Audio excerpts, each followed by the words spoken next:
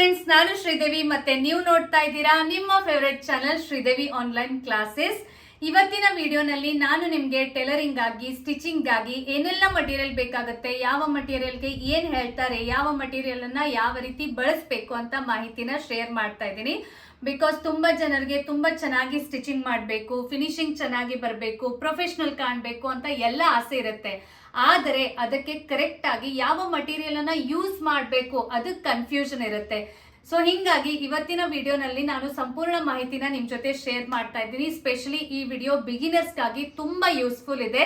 So ನಿಮ್ಮ family, friends, relative ಜೊತೆ ಈ ವಿಡಿಯೋನ ಶೇರ್ ಮಾಡಿ. ಹಾಗೆ ನೀವು ಕೂಡ ಈ ವಿಡಿಯೋನ ಸ್ಕಿಪ್ ಮಾಡದೆ ನೋಡಿ. ಬನ್ನಿ ವಿಡಿಯೋನ ಸ್ಟಾರ್ಟ್ ಮಾಡೋಣ. ಇದು ನೋಡಿ, ಫಸ್ಟ್ ನಾನು ಸ್ಕೇಲ್ ಬಗ್ಗೆ ಮಾಹಿತಿನ ಕೊಡ್ತಾ ಇದ್ದೀನಿ. ಇದಕ್ಕೆ ಎಲ್ ಸ್ಕೇಲ್ ಅಂತ ಹೇಳ್ತಾರೆ. ಬಿಕಾಸ್ ಇದ್ರದ್ದು ಶೇಪ್ ನೀವು ನೋಡಬಹುದು, ಎಲ್ ಲೆಟರ್ ತರನೇ ಇದೆ.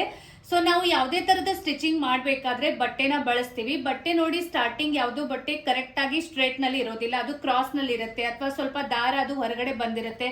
ಸೊ ಅವಾಗ ಫಸ್ಟ್ ಆಫ್ ಆಲ್ ಕಟಿಂಗ್ ಮತ್ತು ಮಾರ್ಕಿಂಗ್ ಮಾಡೋದಕ್ಕಿಂತ ಮುಂಚೆ ನಾವು ಬಟ್ಟೆನ ಸ್ಟ್ರೇಟ್ ಆಗಿ ಫಸ್ಟ್ ಆಫ್ ಆಲ್ ಕಟ್ ಮಾಡಬೇಕಾಗತ್ತೆ. ಸೊ ಆವಾಗ ಈ ಎಲ್ ಸ್ಕೇಲ್ ನಮ್ಗೆ ತುಂಬಾ ಉಪಯೋಗ ಆಗುತ್ತೆ. ಅದರ ನಂತರ ನೋಡಿ, ಇದು ಇದೆ ಹಿಪ್ ಕರ್ವ್. ಅಂದ್ರೆ ನಾವು ಚೂಡಿದಾರ್, ಕುರ್ತೀಸ್ ಎಲ್ಲ ಸ್ಟಿಚ್ ಮಾಡ್ತೀವಿ. ಅವಾಗ ವೆಸ್ಟ್ ದಿಂದ ಹಿಪ್ ಗೆ ಬಿಗಿನರ್ಸ್ ಇದ್ದಾಗ ನಮ್ಗೆ ಕರೆಕ್ಟ್ ಆಗಿ ಕರ್ವ್ ನಲ್ಲಿ ಶೇಪ್ ಕೊಡೋದು ಸ್ವಲ್ಪ ಕಷ್ಟ ಆಗುತ್ತೆ. ಸೊ ಆ ಟೈಮ್ ನಲ್ಲಿ ನೀವು ಈ ರೀತಿ ಹಿಪ್ ಕರ್ವ್ ಸ್ಕೇಲ್ ಅನ್ನ ಯೂಸ್ ಮಾಡಿದ್ರೆ ಆರಾಮಾಗಿ ಈ ರೀತಿ ನೋಡಿ ಹಿಪ್ ಶೇಪ್ ಅನ್ನ ನೀವು ಕೊಡಬಹುದು. ನೆಕ್ಸ್ಟ್ ಇದೆ ಇದು leg curve. So pant stitch ಮಾಡುವಾಗ, ಟ್ರೌಸರ್ ಸ್ಟಿಚ್ ಮಾಡುವಾಗ ನಮಗೆ ಕೆಳಗಡೆ ಪ್ಯಾಂಟ್ ಅದ ಲೆಗ್ ಶೇಪ್ ಕೊಡಬೇಕಾಗುತ್ತೆ. ಸೊ ಆವಾಗ ಕೂಡ ನಿಮ್ಗೆ ಈ ಕರ್ವ್ ತುಂಬಾ ಯೂಸ್ಫುಲ್ ಆಗುತ್ತೆ. ಅದರ ನಂತರ ಇದೆ ಸ್ಟ್ರೇಟ್ ಸ್ಕೇಲ್. ಅಂದ್ರೆ ನಮ್ಗೆ ಎಲ್ಲಾದ್ರೂ ಸ್ಟ್ರೇಟ್ ಲೈನ್ಸ್ ಅದು ಹಾಕಬೇಕು, ಅಥವಾ ಕರೆಕ್ಟ್ ಆಗಿ ನಮ್ಗೆ ಬಟ್ಟೆ ಕೂಡ ಕರೆಕ್ಟ್ ಆಗಿ ಬೇಕು ಅಂತ ಅಂದಾಗ ಈ ಸ್ಕೇಲ್ ನಮ್ಗೆ ತುಂಬಾ ಯೂಸ್ಫುಲ್ ಆಗುತ್ತೆ. ಬಿಕಾಸ್ ಸ್ಟಿಚಿಂಗ್ ನಲ್ಲಿ ನಮ್ಗೆ ಸ್ಟ್ರೇಟ್ ಲೈನ್ಸ್ ತುಂಬಾ ಸಲ ಮಾರ್ಕಿಂಗ್ ಮಾಡಬೇಕಾಗತ್ತೆ. ಸೊ ಆವಾಗ ನೀವು ಈ ರೀತಿ ಸ್ಟ್ರೇಟ್ ಸ್ಕೇಲ್ ಅನ್ನ ಬಳಸಬಹುದು. ಇದು ಎಲ್ಲ ನೋಡಿ ವುಡನ್ ಸ್ಕೇಲ್ ಇದೆ, ಇಲ್ಲಿವರೆಗೆ ತೋರಿಸಿದ್ದು. ಅದರ ನಂತರ ಇದು ಬರುತ್ತೆ ಈ ರೀತಿ ಒಂದು ಗ್ರೇಡಿಂಗ್ ಸ್ಕೇಲ್. ಅಂದ್ರೆ ಇದು ನಿಮ್ಗೆ ಪ್ಲಾಸ್ಟಿಕ್ ಮಟೀರಿಯಲ್ ನಲ್ಲಿ ಸಿಗುತ್ತೆ. ಸೊ ಇದಕ್ಕೆ ಗ್ರೇಡಿಂಗ್ ಸ್ಕೇಲ್ ಅಂತ ಹೇಳ್ತಾರೆ. ಸೊ ಇದು ಕೂಡ ತುಂಬಾ ಅಂದ್ರೆ ತುಂಬಾ ಯೂಸ್ಫುಲ್ ಇದೆ. ಬಿಕಾಸ್ ಇದರಲ್ಲಿ ನೀವು ನೋಡಬಹುದು ಲೈನ್ಸ್, ಸ್ಕ್ವೇರ್ಸ್, ಮಾರ್ಕಿಂಗ್ ಎಲ್ಲ ಕಾಣ್ತಾ ಇದೆ. ಸೊ ಈ ರೀತಿ ಗ್ರೇಡಿಂಗ್ ಸ್ಕೇಲ್ ನಿಮ್ಮ ಹತ್ರ ಇದ್ರೆ ಪ್ರತಿ ಸಲ ನೀವು ಸ್ಟಿಚಿಂಗ್ ಮಾಡುವಾಗ, ಮಾರ್ಕಿಂಗ್ ಮಾಡುವಾಗ, ಕಟಿಂಗ್ ಮಾಡುವಾಗ ಮೇಜರಿಂಗ್ ಟೇಪ್ ಬಳಸುವ ನೆಸೆಸಿಟಿ ಇಲ್ಲ. ಇಲ್ಲಿಗೆನೆ ನಿಮಗೆ ಎಲ್ಲ ಮೆಜರ್ಮೆಂಟ್ ಸಿಗುತ್ತೆ. ಇಲ್ಲಿಗೆನೆ 1/4 ಇಂಚು, ಅರ್ಧ ಇಂಚು, 3/4 ಇಂಚು ಈ ರೀತಿ ಎಲ್ಲ ಮಾರ್ಕಿಂಗ್ ಇರುತ್ತೆ. ಸೊ ಈ ಒಂದು ಸ್ಕೇಲ್ ಅನ್ನ ಬಳಸಿ ನೀವು ಆರಾಮಾಗಿ ಮಾರ್ಕಿಂಗ್, ಕಟಿಂಗ್ ಮಾಡಬಹುದು. ಅದಾದ ಮೇಲೆ ಇದು ಇದೆ ಫ್ರೆಂಚ್ ಕರ್ವ್. ಇದ್ರ ಬಗ್ಗೆ ನಾನು ತುಂಬಾ ಸಲ ಹೇಳಿದ್ದೀನಿ. ಇದು ಕೂಡ ತುಂಬಾ ಅಂದ್ರೆ ತುಂಬಾ ಯೂಸ್ಫುಲ್ ಇದೆ. ನಮ್ಗೆ ಆರ್ಮ್ ಹೋಲ್ ಶೇಪ್ ತುಂಬಾ ಸಲ ಕರೆಕ್ಟ್ ಆಗಿ ಬರೋದಿಲ್ಲ, ಆರ್ಮ್ ಹೋಲ್ ಮಾರ್ಕಿಂಗ್ ಬರೋದಿಲ್ಲ. ಈ ರೀತಿ ತುಂಬಾ ಜನರಿಗೆ ತೊಂದರೆ ಇರುತ್ತೆ. ಸೊ ನೀವು ಆರ್ಮ್ ಹೋಲ್ ಮಾರ್ಕಿಂಗ್ ಆಗಿ ಈ ರೀತಿ ಫ್ರೆಂಚ್ ಕರ್ವ್ ಅನ್ನ ಬಳಸಿದ್ರೆ ನಿಮ್ಮ ಆರ್ಮ್ ಹೋಲ್ ಅದ ಶೇಪ್ ತುಂಬಾ ಚೆನ್ನಾಗಿ ಬರುತ್ತೆ. ಅದ್ರ ಜೊತೆಗೆ ಸ್ಲೀವ್ಸ್ ಅದ ಶೇಪ್ ಕೊಡಕ್ಕೆ ಕೂಡ ಈ ಸ್ಕೇಲ್ ಅನ್ನ ಬಳಸ್ತಾರೆ. ಅದ್ರ ಜೊತೆಗೆ ನೆಕ್ ಡಿಸೈನ್ಸ್ ಮಾಡುವಾಗ ನಿಮ್ಗೆ ಏನಾದ್ರೂ ಈ ರೀತಿ ಶೇಪ್ ನಲ್ಲಿ ಬೇಕು, ಈ ರೀತಿ ರೌಂಡ್ ಬೇಕು ಅಂದಾಗ ಕೂಡ ಈ ಸ್ಕೇಲ್ ತುಂಬಾನೇ ಯೂಸ್ಫುಲ್ ಆಗುತ್ತೆ. ಇದಕ್ಕೆ ಫ್ರೆಂಚ್ ಕರ್ವ್ ಅಂತ ಹೇಳ್ತಾರೆ. ನೆಕ್ಸ್ಟ್ ಮಟೀರಿಯಲ್ ಇದೆ ಮೆಜರಿಂಗ್ ಟೇಪ್. ನಾವು ಯಾವುದೇ ಮಾರ್ಕಿಂಗ್, ಕಟಿಂಗ್, ಸ್ಟಿಚಿಂಗ್ ಮಾಡಬೇಕು ಅಂದ್ರೆ ಫಸ್ಟ್ ಆಫ್ ಆಲ್ ಕಂಪಲ್ಸರಿ ನಾವು ಮೆಜರ್ಮೆಂಟ್ ತಗೋಬೇಕಾಗುತ್ತೆ. ಸೊ ಮೆಜರ್ಮೆಂಟ್ ತಗೊಳ್ಳಿಕ್ಕೆ ಈ ಟೇಪ್ ನಮಗೆ ತುಂಬಾ ಉಪಯೋಗ ಆಗುತ್ತೆ. ಇದಕ್ಕೆ ಮೆಜರ್ಮೆಂಟ್ ಟೇಪ್ ಅಂತ ಹೇಳ್ತಾರೆ. ಸೊ ಈ ಸೈಡ್ ಏನ್ ನಿಮ್ಗೆ ಮಾರ್ಕಿಂಗ್ ಕಾಣಿಸ್ತಾ ಇದೆ ಇದು ಇಂಚ್ ನಲ್ಲಿ ಇರುತ್ತೆ, ಮತ್ತೆ ಈ ಸೈಡ್ ನಿಮ್ಗೆ ಏನ್ ಕಾಣಿಸ್ತಾ ಇದೆ ಇದು ಸೆಂಟಿಮೀಟರ್ ನಲ್ಲಿ ಇರುತ್ತೆ. ಸೊ ಈ ರೀತಿ ಮೆಜರಿಂಗ್ ಟೇಪ್ ಅನ್ನ ನೀವು ಬಳಸಬೇಕಾಗತ್ತೆ. ನೆಕ್ಸ್ಟ್ ಇದೆ pressure foots. So normally generally ನಾವು ಸ್ಟಿಚಿಂಗ್ ಮಾಡಬೇಕಾದ್ರೆ ಈ ರೀತಿ ಡಬಲ್ ಫುಟ್ ಇರುವ ಪ್ರೆಷರ್ ಫುಟ್ ಅನ್ನ ಯೂಸ್ ಮಾಡ್ತೀವಿ. ಯಾವುದೇ ಸ್ಟಿಚಿಂಗ್ ಮಷಿನ್ ನೋಡಿ ಈ ರೀತಿ ಫುಟ್ ಇರುತ್ತೆ. ಅದರ ನಂತರ ನಮಗೆ ಏನಾದರೂ ವರ್ಕ್ ಇರುವ ಕುರ್ತಿನ, ಡ್ರೆಸ್ಸಸ್ ಅನ್ನ, ಬ್ಲೌಸಸ್ ಅನ್ನ ಸ್ಟಿಚ್ ಮಾಡಬೇಕು ಅಂದಾಗ ಆವಾಗ ನಾವು ಈ ರೀತಿ ಸಿಂಗಲ್ ಪ್ರೆಷರ್ ಫುಟ್ ಅನ್ನ ಬಳಸಬಹುದು. ಇದಕ್ಕೆ ನೋಡಿ ಬರೀ ಸಿಂಗಲ್ ಫುಟ್ ಇರುತ್ತೆ. ಅದರ ನಂತರ ಇದು ಇದೆ ಗ್ಯಾದರಿಂಗ್ ಫುಟ್. ಅಂದ್ರೆ ನೀವು ಯಾವ್ದಾದ್ರು ಬಟ್ಟೆ ಸ್ಟಿಚ್ ಮಾಡುವಾಗ ಗ್ಯಾದರ್ ಮಾಡಿ ಡಿಸೈನ್ ಮಾಡಬೇಕು ಅಂದಾಗ ಈ ರೀತಿ ಪ್ರೆಷರ್ ಫುಟ್ ಅನ್ನ ಬಳಸ್ತಾರೆ. ಇದು ಅಲ್ಲದೆ ತುಂಬಾ ಪ್ರೆಷರ್ ಫುಟ್ಸ್ ಬೇರೆ ಬೇರೆ ತರ ಇರುತ್ತೆ. ನಾವು ಯಾವ ತರದ ಸ್ಟಿಚಿಂಗ್ ಮಾಡ್ತಾ ಇದೀವಿ ಅದ್ರ ಪ್ರಕಾರ ನಾವು ಈ ಪ್ರೆಷರ್ ಫುಟ್ಸ್ ಅನ್ನ ಚೇಂಜ್ ಮಾಡಿ ಯೂಸ್ ಮಾಡಬೇಕು. ಈಗ ನಾವು ನೋಡ್ತಾ ಇದ್ದೀವಿ ಮಷಿನ್ ನೀಡಲ್. ಸೊ ನೀವು ಸ್ಟಿಚಿಂಗ್ ಮಷಿನ್ ನಲ್ಲಿ ನೋಡಿರಬಹುದು ನೀಡಲ್ಸ್ ಇರುತ್ತೆ. ಸೊ ಅದೇ ಇದು ನೀಡಲ್, ಮಷಿನ್ ನೀಡಲ್. ಇದರಲ್ಲಿ ಕೂಡ ಬೇರೆ ಬೇರೆ ನಂಬರ್ಸ್ ಇರುತ್ತೆ. ಸೊ ನೀವು ಯಾವ ಬಟ್ಟೆ ಸ್ಟಿಚಿಂಗ್ ಮಾಡ್ತಾ ಇದ್ದೀರಾ ಅದ್ರ ಪ್ರಕಾರ ನೀವು ನೀಡಲ್ ನಂಬರ್ ಅನ್ನ ಚೇಂಜ್ ಮಾಡಬೇಕಾಗತ್ತೆ. ಅದರ ನಂತರ ಈ ರೀತಿ ಸ್ಮಾಲ್ ನೀಡಲ್ಸ್ ಕೂಡ ನಮಗೆ ತುಂಬಾ ಸಲ ಬೇಕಾಗತ್ತೆ. ತುಂಬಾ ಸಲ ಹ್ಯಾಂಡ್ ವರ್ಕ್ ಮಾಡುವಾಗ ಈ ರೀತಿ ಸ್ಮಾಲ್ ನೀಡಲ್ಸ್ ನಮಗೆ ಯೂಸ್ ಆಗುತ್ತೆ. ಇದು ಇದೆ ಸಿಮ್ ರಿಪ್ಪರ್, ಇದಕ್ಕೆ ಸ್ಟಿಚ್ ಓಪನರ್ ಅಂತ ಕೂಡ ಹೇಳ್ತಾರೆ. ಈ ರೀತಿ ನೋಡಿ, ಇದು ನೋಡಕ್ಕೆ ಈ ರೀತಿ ಇರುತ್ತೆ. ಮೇಲ್ಗಡೆ ನೀವು ಕ್ಯಾಪ್ ತೆಗೆದ್ರೆ ಒಳಗಡೆ ಪಾರ್ಟ್ ಈ ರೀತಿ ಇರುತ್ತೆ. ಸಿಂಪ್ಲಿ ಒಂದು ಸ್ಮಾಲ್ ಕಟರ್ ತರಾನೇ ಇರುತ್ತೆ. ನಾವು ಬಿಗಿನರ್ಸ್ ಇದ್ದಾಗ ಅಥವಾ ಯಾವ್ದಾದ್ರು ಸ್ಟಿಚಿಂಗ್ ಮಾಡುವಾಗ ತುಂಬಾ ಸಲ ಏನಾಗುತ್ತೆ ಅಂದ್ರೆ ಬೈ ಮಿಸ್ಟೇಕ್ ರಾಂಗ್ ಸ್ಟಿಚಿಂಗ್ ಆಗುತ್ತೆ. ಸೊ ಆವಾಗ ಆ ಸ್ಟಿಚ್ ಅನ್ನ ಬಿಚ್ಚಬೇಕಾದ್ರೆ ನಮಗೆ ಈ ರೀತಿ ಸ್ಟಿಚ್ ಓಪನರ್ ತುಂಬಾ ಯೂಸ್ಫುಲ್ ಆಗುತ್ತೆ. ಬೇಗ ಬೇಗ ಕ್ವಿಕ್ಲಿ ಯಾವುದೇ ತರದ ಬಟ್ಟೆಗೆ ಡ್ಯಾಮೇಜ್ ಇಲ್ಲದೆ ನಾವು ಇದನ್ನ ಬಳಸಿ ಸ್ಟಿಚಸ್ ಅನ್ನ ಓಪನ್ ಮಾಡಬಹುದು. ಇದು ಇದೆ ಥ್ರೆಡ್ ಕಟರ್. ತುಂಬಾ ಸಲ ಸ್ಟಿಚಿಂಗ್ ಮಾಡಬೇಕಾದ್ರೆ ನಮಗೆ ದೊಡ್ಡ ಸೀಸರ್ ನೆಸೆಸಿಟಿ ಇರೋದಿಲ್ಲ. ಬರೀ ಸಿಂಪ್ಲಿ ಚಿಕ್ಕ ಚಿಕ್ಕ ಕಟ್ಟಿಂಗ್ಸ್ ಮಾಡಬೇಕು, ಬರೀ ಥ್ರೆಡ್ ಅಷ್ಟೇ ಕಟ್ ಮಾಡಬೇಕು ಅಂದ್ರೆ ಈ ರೀತಿ ಸ್ಮಾಲ್ ಸೈಜ್ ನಲ್ಲಿ ಥ್ರೆಡ್ ಕಟರ್ಸ್ ಬರುತ್ತೆ. ನಾರ್ಮಲಿ ಜನರಲಿ ಈ ರೀತಿ ಥ್ರೆಡ್ ಕಟರ್ಸ್ ಅನ್ನ ನೀವು ತುಂಬಾ ನೋಡಿರಬಹುದು. ಅದ್ರ ಜೊತೆಗೆ ಇದು ಕೂಡ ಇದೆ, ಇದು ಕೂಡ ಈ ರೀತಿ ಇದೆ ನೋಡಿ. ಈ ರೀತಿ ನೀವು ಥ್ರೆಡ್ ಅನ್ನ ಕಟ್ ಮಾಡಬಹುದು. ನೆಕ್ಸ್ಟ್ ಇದೆ ಲೂಪ್ ಟರ್ನರ್. ಸೊ ಬ್ಲೌಸಸ್ಗೆ, ಕುರ್ತೀಸ್ಗೆ, ಬೇರೆ ತರ ಯಾವ್ದಾದ್ರು ಡ್ರೆಸ್ಸಸ್ ಅದು ಸ್ಟಿಚ್ ಮಾಡುವಾಗ ನಾವು ತುಂಬಾ ಸಲ ಡೋರಿನ ರೆಡಿ ಮಾಡ್ತೀವಿ. ಆದ್ರೆ ಆ ಬಟ್ಟೆನ ಸೈಡ್ಗೆ ತಿರುಗಿಸ್ಬೇಕಾದ್ರೆ ತುಂಬಾ ಜನರಿಗೆ ತೊಂದರೆ ಆಗುತ್ತೆ. ಸೊ ಆವಾಗ ಈ ರೀತಿ ಲೂಪ್ ಟರ್ನರ್ ಅನ್ನ ನೀವು ಯೂಸ್ ಮಾಡಬಹುದು. ಇದನ್ನ ಯಾವ ರೀತಿ ಬಳಸಬೇಕು ಅಂತ ವಿಡಿಯೋ ಬೇಕು ಅಂದ್ರೆ ಕೆಳಗಡೆ ಕಮೆಂಟ್ ಬಾಕ್ಸ್ ನಲ್ಲಿ ಹೇಳಿ. ಇದನ್ನ ಯಾವ ರೀತಿ ಯೂಸ್ ಮಾಡಿ ಫ್ಯಾಬ್ರಿಕ್ ಅನ್ನ ತಿರುಗಿಸೋದು ಅಂತ ನಾನು ನಿಮ್ಗೆ ಡೀಟೇಲ್ ಆಗಿ ಶೇರ್ ಮಾಡ್ತೀನಿ. ನೋಡಿ, ಇದು ನೋಡಕ್ಕೆ ಈ ರೀತಿ ಇರುತ್ತೆ. ಇದಕ್ಕೆ ಲೂಪ್ ಟರ್ನರ್ ಅಂತ ಹೇಳ್ತಾರೆ.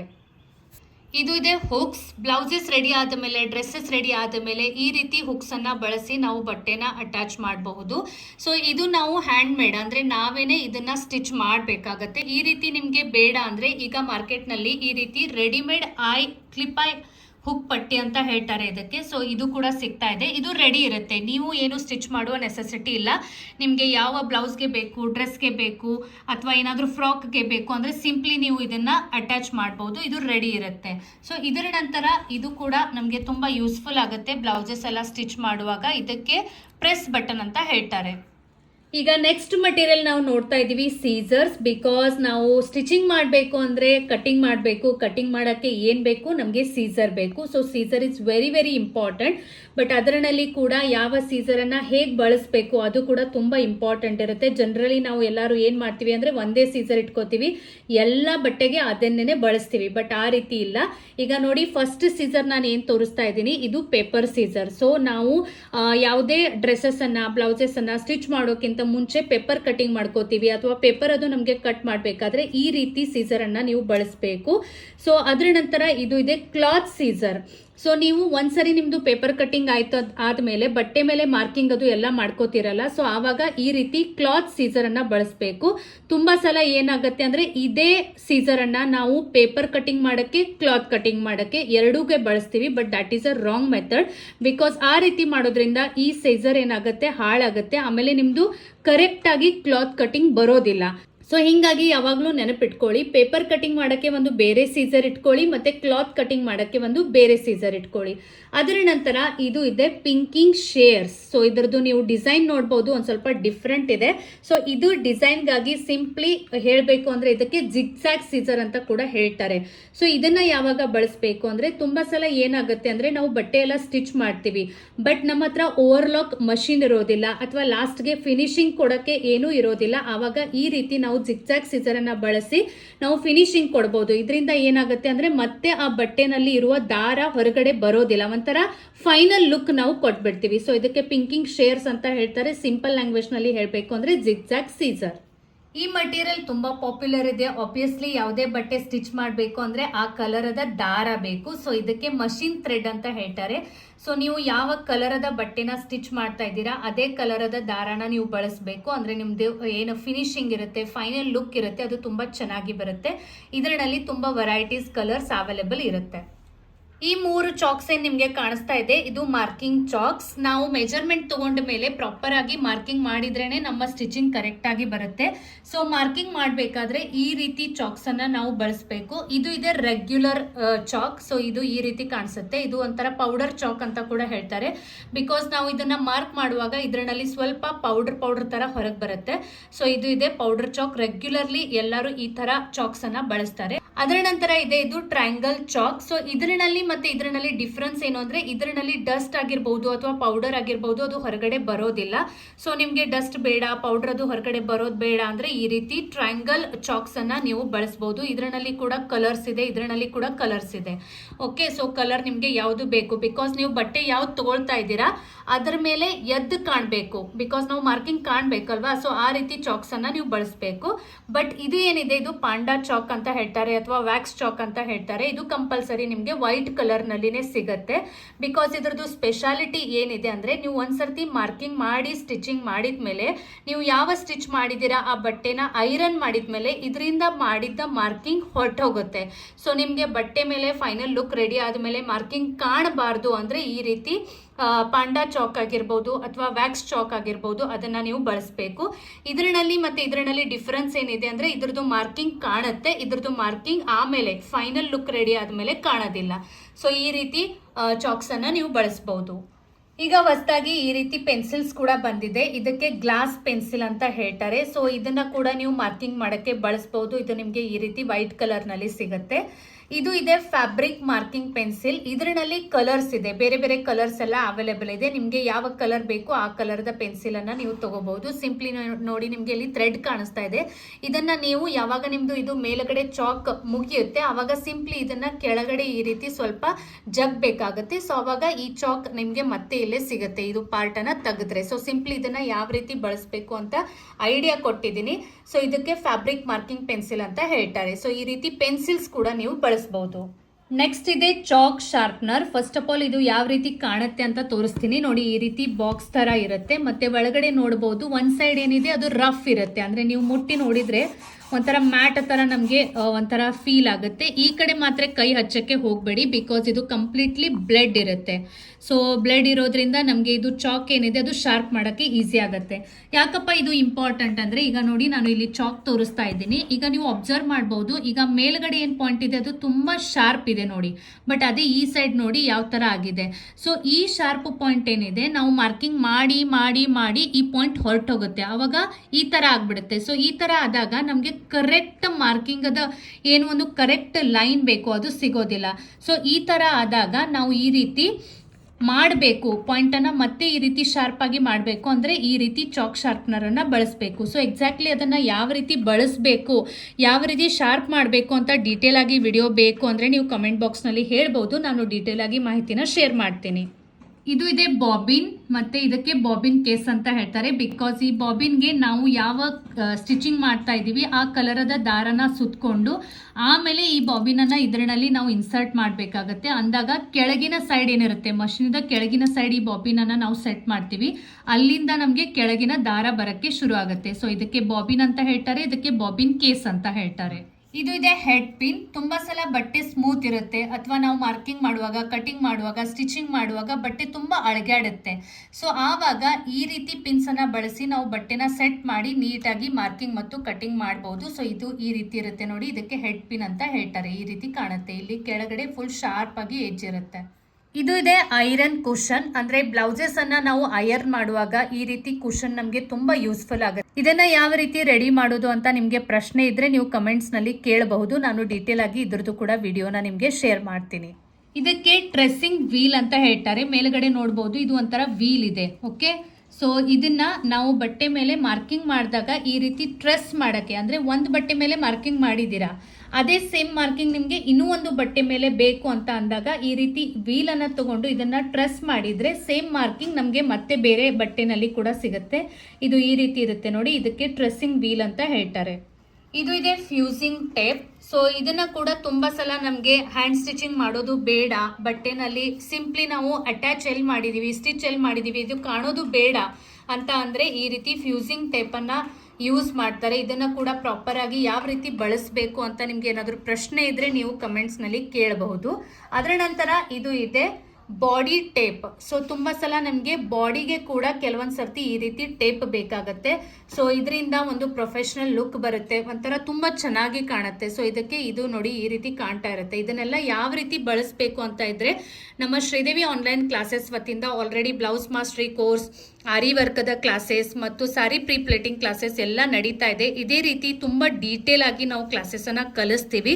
ಸೊ ಬೇಕಾದರೆ ನೀವು ನಮ್ಮ ಕ್ಲಾಸಸ್ಸನ್ನು ಜಾಯಿನ್ ಆಗ್ಬೋದು. ಪ್ಲಸ್ ನಮ್ಮ ಶ್ರೀದೇವಿ ಆನ್ಲೈನ್ ಕ್ಲಾಸಸ್ ಆ್ಯಪನ್ನು ಡೌನ್ಲೋಡ್ ಮಾಡ್ಕೋಬಹುದು. ನಾನು ನಿಮಗೆ ವಾಟ್ಸಪ್ ನಂಬರ್ ಕೂಡ ಕೊಟ್ಟಿರ್ತೀನಿ. ಹೆಚ್ಚಿನ ಮಾಹಿತಿಗಾಗಿ ಆ ನಂಬರ್ ಮೇಲೆ ಮೆಸೇಜ್ ಮಾಡ್ಬೋದು. ಪ್ಲಸ್ ಆ್ಯಪ್ ಡೌನ್ಲೋಡದ ಲಿಂಕ್ ಕೂಡ ಕೊಟ್ಟಿರ್ತೀನಿ. ಇದು ಇದೆ ಡಮಿ ಡ್ರೇಪಿಂಗ್ ಟೇಪ್. ಸೊ ನೀವು ಯಾವುದಾದ್ರೂ ಔಟ್ಫಿಟ್ ರೆಡಿ ಮಾಡಬೇಕು ಅಂತ ಅಂದಾಗ ಫಸ್ಟ್ ಆಫ್ ಆಲ್ ನಾವು ಅದನ್ನು ಆ್ಯಸ್ ಅ ಟ್ರಯಲ್ ಅಂತ ಡಮ್ಮಿಗೆ ಟ್ರೈ ಮಾಡಿ ನೋಡ್ತೀವಿ, ಮೆನಿಕ್ವಿನ್ ಅಂತ ಹೇಳ್ತೀವಲ್ಲ ಅದಕ್ಕೆ. ಸೊ ಆವಾಗ ಕೂಡ ಅಲ್ಲಿ ಕೂಡ ನಿಮಗೆ ಒಂದು ಪ್ರಾಪರ್ ಮಾರ್ಕಿಂಗ್ ಬೇಕಾಗುತ್ತೆ. ಸೊ ಇದು ಡಮಿ ಡ್ರೇಪಿಂಗ್ ಟೇಪ್, ಅಂದರೆ ನೀವು ಡಮ್ಮಿ ಮೇಲೆ ಫಸ್ಟ್ ಆಫ್ ಆಲ್ ಈ ಟೇಪನ್ನು ಯೂಸ್ ಮಾಡಿ ಡ್ರೆಸ್ಸನ್ನು ಡ್ರೇಪ್ ಮಾಡಬೇಕಾಗತ್ತೆ. ಸೊ ಆವಾಗ ಈ ರೀತಿ ಟೇಪ್ ನಮಗೆ ತುಂಬ ಯೂಸ್ಫುಲ್ ಆಗುತ್ತೆ. ಅದರ ನಂತರ ಇದೆ ಸ್ಕ್ರೂ ಡ್ರೈವರ್. ಸೊ ನಾನು ನಿಮಗೆ ನೀಡಲ್ ಬಗ್ಗೆ ಹೇಳಿದ್ದೆ, ಪ್ರೆಷರ್ ಫುಟ್ ಬಗ್ಗೆ ಹೇಳಿದ್ದೆ. ಅದನ್ನೆಲ್ಲ ಮಷಿನ್ನಲ್ಲಿ ನಾವು ತೆಗಿಬೇಕು, ಹಾಕಬೇಕು, ಕರೆಕ್ಟಾಗಿ ಅಡ್ಜಸ್ಟ್ ಮಾಡಬೇಕು ಅಂದರೆ ಈ ರೀತಿ ಸ್ಕ್ರೂ ಡ್ರೈವರ್ಸ್ ನಮಗೆ ತುಂಬ ಯೂಸ್ಫುಲ್ ಆಗುತ್ತೆ. ಸೊ ಈ ರೀತಿ ಟೂಲ್ಸ್ ಕೂಡ ನೀವು ನಿಮ್ಮ ಹತ್ರ ಇಟ್ಕೋಬೇಕು. ಅದರ ನಂತರ ಇದೆ ಕ್ಯಾನ್ವಾಸ್ ಪೇಪರ್. ಸೊ ನೆಕ್ ಡಿಸೈನ್ಸನ್ನು ನಾವು ಡಿಫ್ರೆಂಟಾಗಿ ರೆಡಿ ಮಾಡ್ತೀವಿ. ಆವಾಗ ಈ ರೀತಿ ಎಲ್ಲ ಕ್ಯಾನ್ವಾಸ್ ಪೇಪರ್ ನಮಗೆ ತುಂಬ ಯೂಸ್ಫುಲ್ ಆಗುತ್ತೆ.